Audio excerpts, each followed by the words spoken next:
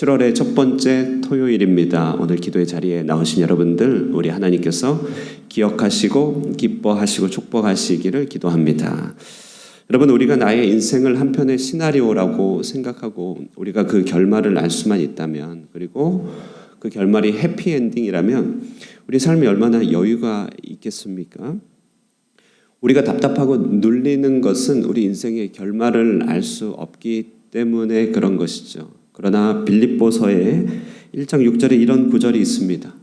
너희 안에서 착한 일을 시작하신 이가 그리스도 예수의 날까지 이루실 줄을 확신하노니, 이런 말이 있어요. 우리 안에 계신 이가 전능자 하나님이시라면 시작하신 그가 우리의 결말을 붙잡고 이끌어가지 않겠느냐, 이제 이런 말씀인 것이죠. 그런 의미에서 오늘 우리가 읽은 시편 28편은 기도하는 인생들이 맞이하는 좋은 결말에 대해 노래하고 있음을 주목할 수 있습니다. 기도하는 인생들, 그들이 맞이하는 인생의 좋은 결말, 정말 그렇죠. 오늘 시의 첫 번째 단락의 분위기를 보시면요, 첫 번째 단락은 참 어둡고 침울합니다. 이런 시편의 장르를 탄식시라고 합니다. 탄식시. 지난 토요일에 하나님 부재의 고통을 노래하였던 시, 이런 부류를 탄식시라고 합니다. 시인이 처한 비탄한 상황, 비통한 처지를 노래한다, 그래서 탄식이라고 하는 것이죠. 그런데 오늘 보시면요, 시의 후반부라고 할 수 있는 6절에서 9절까지의 분위기는 완전히 반전되는 것을 보게 됩니다. 완전히 반전됩니다. 찬송이 그 입에서 시작됩니다. 9절 9절마다 기쁨과 복의 언어가 가득합니다. 오늘 이 탄식시가 이렇게 대대적인 반전을 가지고 있는 것, 이것이 바로 하나님께서 우리에게 주시는 인생 결말이고 우리가 기대할 바다, 이것을 얘기하고 있죠. 눈물의 시기를 기도로, 주님 앞에서의 탄식으로 통과한 이들이 겪게 되는, 보게 되는 인생의 줄거리, 그 시나리오다, 이렇게 얘기할 수 있습니다. 그러므로 여러분, 우리가 힘들어도 도저히 헤쳐나갈 희망이 보이지 않아도, 깜깜해도 우울해도 우리의 탄식이 주님 앞에서 이루어질 수만 있다면, 우리의 탄식이 주 앞에 쏟아질 수만 있다면 우리에게 좋은 결말의 인생 예고편 믿어도 되는 것이다. 시인은 옛날의 경험으로서 우리에게 호소해주고 있는 것입니다. 자, 그러므로 여러분, 혹시 탄식과 비탄의 시기를 통과 중에 있다면 우리가 이 시의 언어들, 우리 신앙의 선조 이야기를 주의 깊게 귀담아 들을 필요가 있겠죠. 하나씩 그 탄식의 계절을 어떻게 보냈는지 살펴보시면요, 먼저 시인은 부르짖더라. 1절에 보십시오. 여호와여, 내가 주께 부르짖으오니, 이렇게 얘기합니다.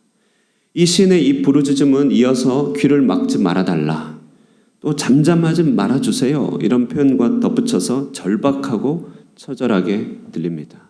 그렇죠? 2절 말씀을 한번 보실까요?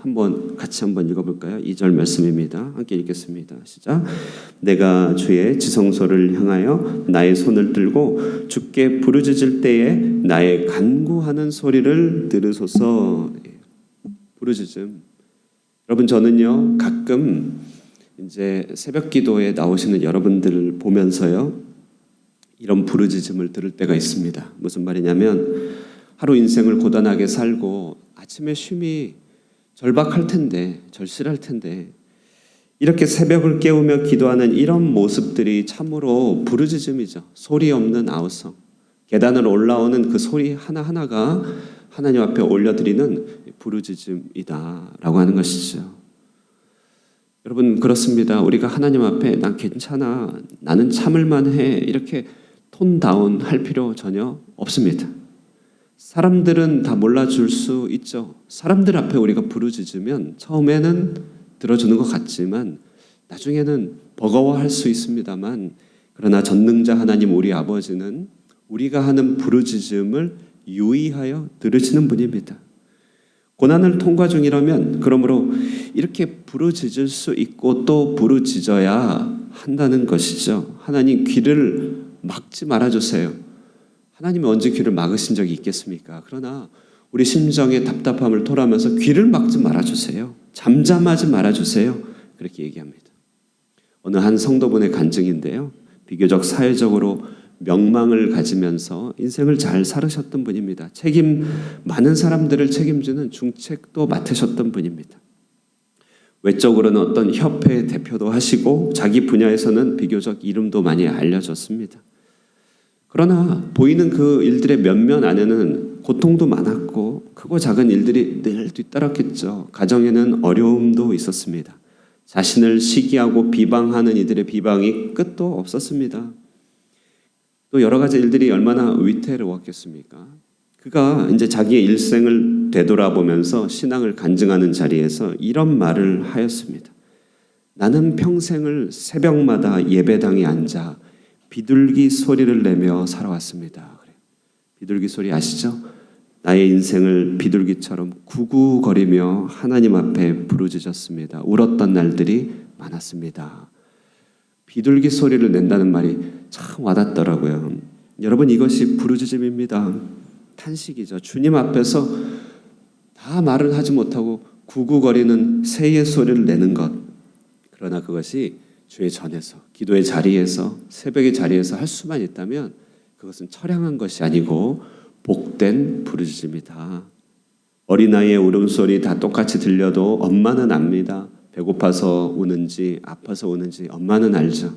우리의 구구거리는 부르짖음 소리 하나님은 분별해 내신다는 것이죠. 그러므로 하나님 앞에 자꾸만 우리의 부르짖음을 올려드려야 됩니다. 오늘 시인은 이렇게 부르짖습니다. 자, 그런데요, 그럼 부르짖음 가운데 시인이 씨름한 것이 있어요. 그것은 하나님께 방향을 맞추는 일입니다.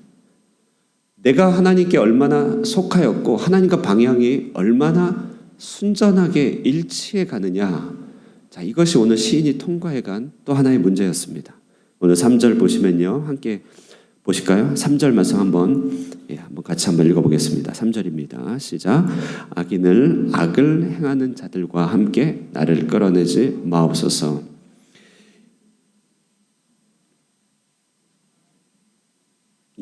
아멘. 오늘 이렇게요, 시편 3절부터 보시면 악인에 대한 생각들이 있습니다. 표면적으로 보면 3절부터 5절까지 보시면요, 선과 악의 대립에 대해서 꼭 노래하고 있는 것 같습니다. 그래서 나를 반대하고 괴롭히는 자들을 악에 속한 자들이라고 하는 것 같고 그들을 무너뜨려 달라는 저주 기도처럼 들리기 때문에 신자인 우리가 나의 기도 제목으로 품기에 조금 어색한 장면이 보입니다. 그런데 이 시의 앞뒤를 가만히 생각해 보면 답이 조금 나오는데요. 시인은 지금 자신과 척진 이웃 관계를 비방하고 욕하는 것이 아닙니다. 그것을 선과 악의 대립구도로 나는 선이고 저들은 악이다 이렇게 나누고 있는 것이 아닙니다. 여기 조금만 더 보셔서 악인들의 특징을 한마디로 얘기하는데 그들은 표리부동과 무지가 있습니다. 겉과 속이 다른 순전하지 않음이 그들의 특징이고 하나님에 대한 무지가 그들의 특징입니다. 3절에 보시면 이웃에게 화평을 말하나 마음에는 악독이 있다. 시인을 둘러싼 이들 악인들이 하나님을 영 모르는 그런 이방인일 리는 만무하죠. 다만 그들이 입술로는 하나님의 뜻을 존중한다고 하지만 그들의 삶에 있어서는 전혀 그렇지 않은 것이죠. 왜 그러냐면 4절에 그들은요 많은 부분에서 하나님의 이름을 부르지만 5절 실상은 여호와께서 행하신 일과 손으로 지으신 것을 생각하지 않는 이들, 무지한 이들이기 때문에 그렇습니다. 자, 그러므로 이들 악인은 누구인가라고 봤더니 악인은 우리가 말하는 도덕적인 악인을 말하는 것이 아니라 하나님을 중심으로 점점 멀어져 간 이들, 점점 떨어져 간 이들, 하나님이 아닌 불순물로 섞여져 있는 자들, 결국 하나님의 반대편에 있는 자들, 방향에 맞지 않은 자들, 이들이 오늘 시편에서 말하는 악인이라는 것을 볼 수 있습니다. 생각해 보면요, 오늘 본문에 악인이라는 말과 반대되는 선인이라는 단어가 어디에도 나오지 않아요. 이 악인의 반대편은 그럼 누구인가? 바로 하나님 자신이죠. 하나님 편에서 반대자는 악이고 하나님을 기준으로 생각합니다. 그래서 또 하나님 언저리에서 계속해서 머물며 떨어지지 않으려고 갖은 애를 쓰는 기도하는 한 사람이 있다는 것이죠. 오늘 제가 표현하기를 하나님께 방향을 맞추는 사람이다. 그리고 나서 3절을 보시면 이 시인은요, 악인과 악을 행하는 자들과 나를 함께 끌어내지 말아주세요. 다시 말해, 나도 악인입니다. 나도 부족합니다. 그러나 내가 전심으로 하나님께 매어 달려 있기를 원합니다. 하나님께 방향을 맞추기를 원합니다. 나는 부르짖은 가운데서 하나님께로 붙어 있고 그 방향으로 갑니다. 그러므로 나의 종말이 악인의 종말과 같은 것이 되지 않기를 원합니다. 이런 얘기를 하고 있는 것이죠. 그러므로 여기서 알 수 있는 것이 이것인데요. 하나님께 진짜로 붙어 있느냐, 곧 하나님께 방향을 맞추고 있느냐, 이것이 우리 기도 제목에, 우리 부르짖음의 반전을 가져다 주는 기도의 능력이 되더라는 것이죠. 루터 아시죠?